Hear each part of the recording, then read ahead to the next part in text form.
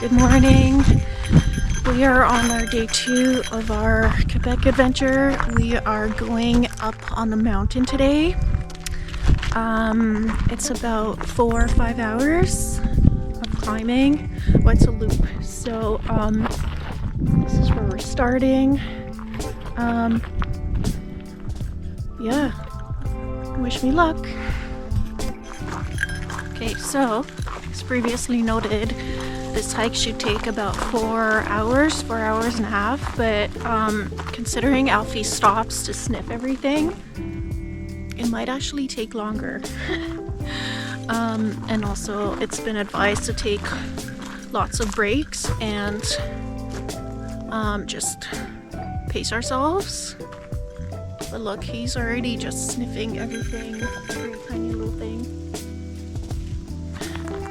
The drive up here, I didn't see any cars, but I'm happy to see that there's other people in the parking lot, so we won't be the only ones hiking, I guess. But it's nice to know that there's other people. There will be other people on this mountain.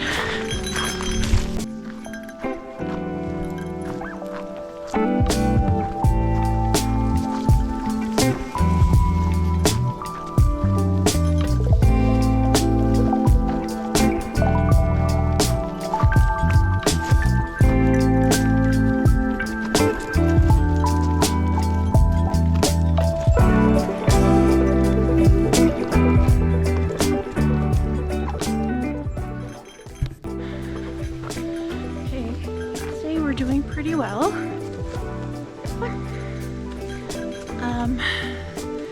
The issue with traveling with a dog and hiking with a dog is that you have to go at their own pace, and that's my bearbell. You have to go at their own pace, and if they slow down, if they're a little tired, if they don't want to continue, you have to allow them to take the time to rest a little bit. Maybe their feet hurt or something. I don't know. Alfie stops, not a lot, but you know, he wants to stop once in a while. The leash keeps getting caught in these giant rocks, and it's a little frustrating, but you know, yeah, we're doing okay.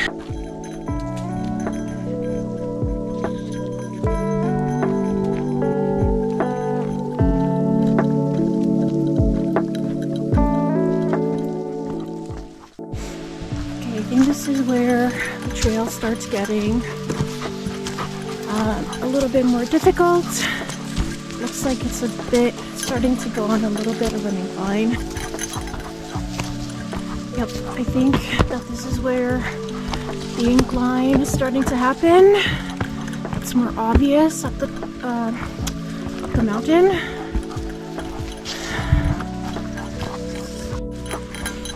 It looks like our trail is starting to ascend. It's a little bit more difficult here. Look at this little goat. Come here.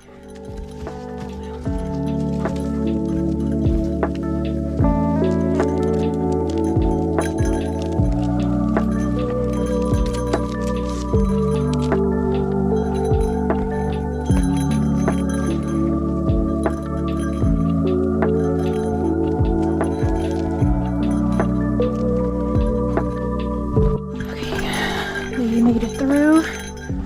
That's gonna help him a little bit. That's okay. We're okay now.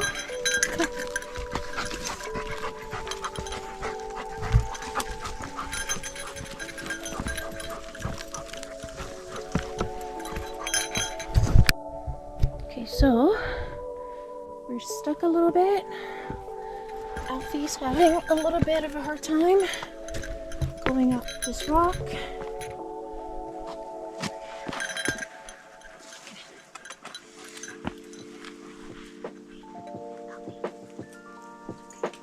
Oh, you got it.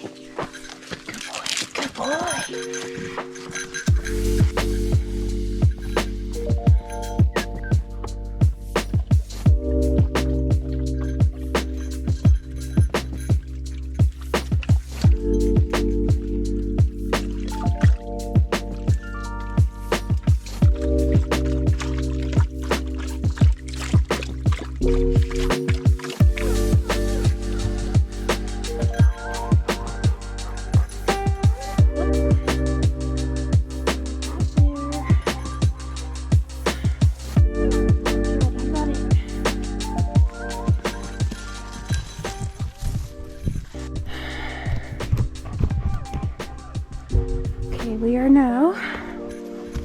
the expert side of the trail, of the loop.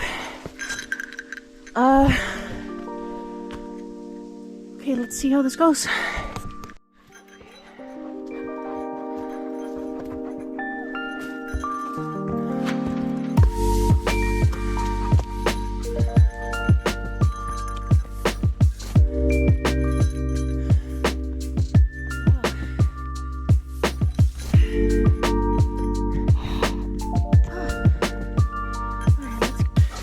You definitely don't want to be going down on this.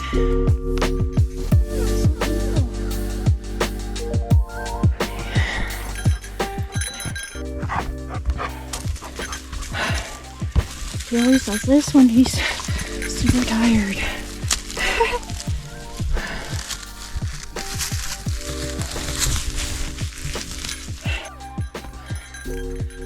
So it's recommended that you do this trail counterclockwise, because going clockwise, trail on the left is very, very steep and very rocky, and it's really hard to go down on it. If you're traveling with dogs, I would suggest not going to the left, just going to the right and then coming back on the right, because it's very strenuous, and unless you have a very athletic dog or a dog that can keep up, or you can maybe carry your lift, it'll be very, very difficult. And Alfie's really used to hikes and everything, but some parts he had a lot of trouble with, and had I known, I would have just went the long way and the easy way. There's this part that we had to go up, and it was literally just 95-degree rock that we had to climb, and I couldn't figure out how to get him up it, and going down was just rocks stacked on top of rocks, and either way I didn't know how to proceed. I ended up forcing him to go up this rock, and I pushed his bum because he didn't know how to go. Keep in mind that if you have an elderly dog or a puppy, it might not be the greatest idea.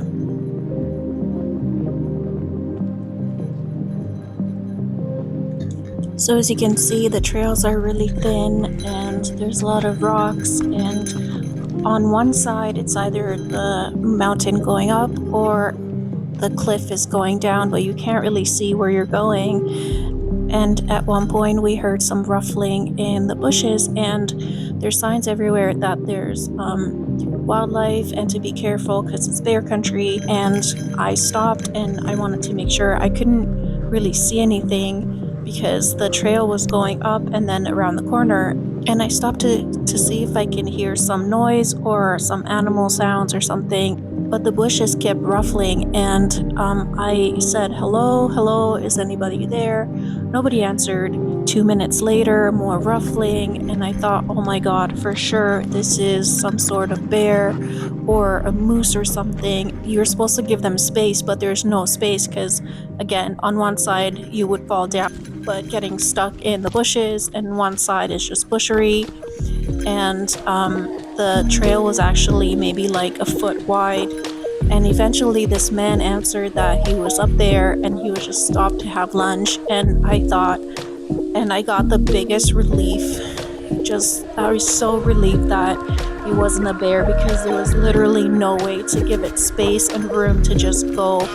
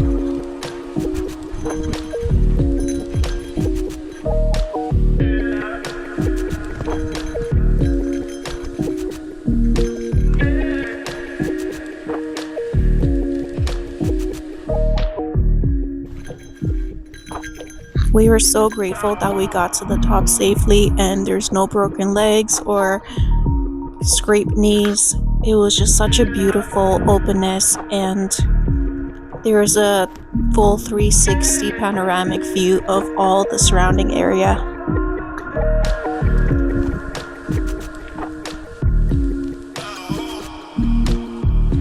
I had this grand idea to take this panoramic photograph with Alfie at the top of this mountain, but there was this little pond created from, I guess, rainwater and a lot of mud, and he went straight for it. I think he was just really hot and he needed to cool down, and once he got out, he was just full of mud. It looked like he was a different dog.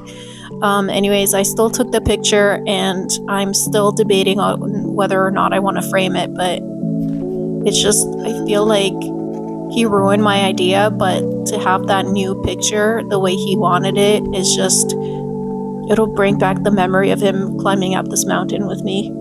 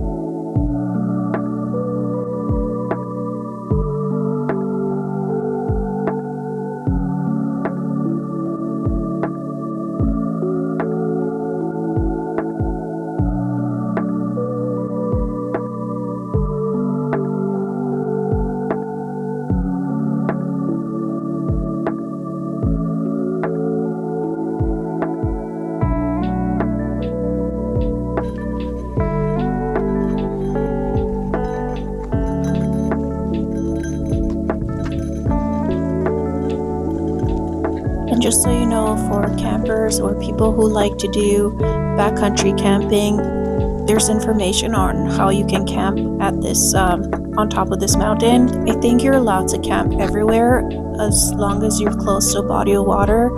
And as we were walking back down the trail, we could see little tents just camped on the side of the cliff. But you have to go to their website and figure out what the camping rules are, because I'm not exactly too sure, but it would have been such a great moment to camp up here and wake up with the sunset over these amazing mountains.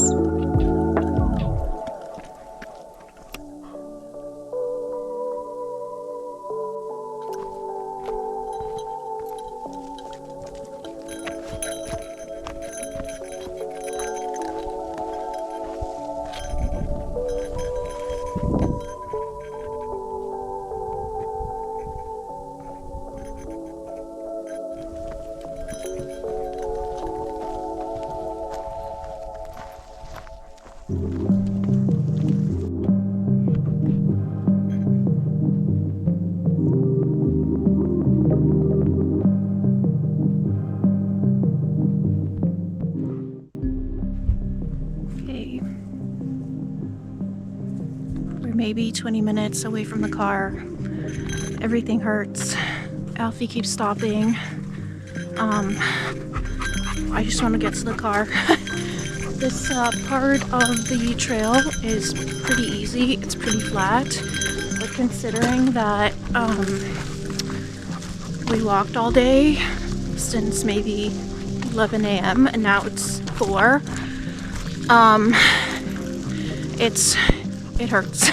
Everything hurts. We just want to get to the car and we want to sit down, and Alfie's full of mud, so I'm trying to maybe take him to the lake.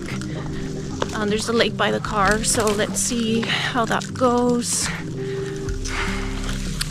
I can't even think straight. I'm just envisioning being in the car right now. Much later. After the long hike, we made it safely back to the car and we drove back home. And honestly, not much else happened that day. In the morning, Alfie would not even wake up until very late. So we decided to have a very lazy day in bed and just enjoy breakfast and snack throughout the day. And around maybe 1 p.m., we decided to head out for another small trail, or what I thought would be a small and easy trail, but nothing in that area seems to be an easy trail.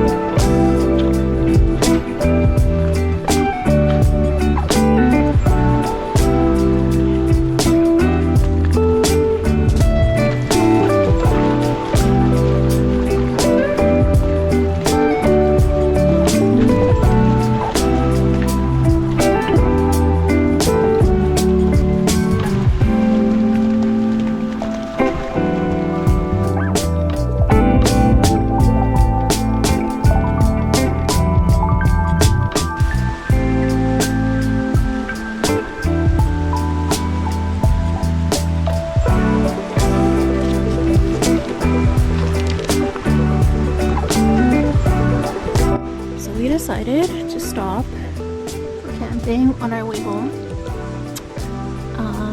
We're right by the water and we can hear the waves and everything, but the campsite is pretty open, as they all are at provincial parks, but we're gonna enjoy the waves. He's really tired. It's been 5 hours of driving.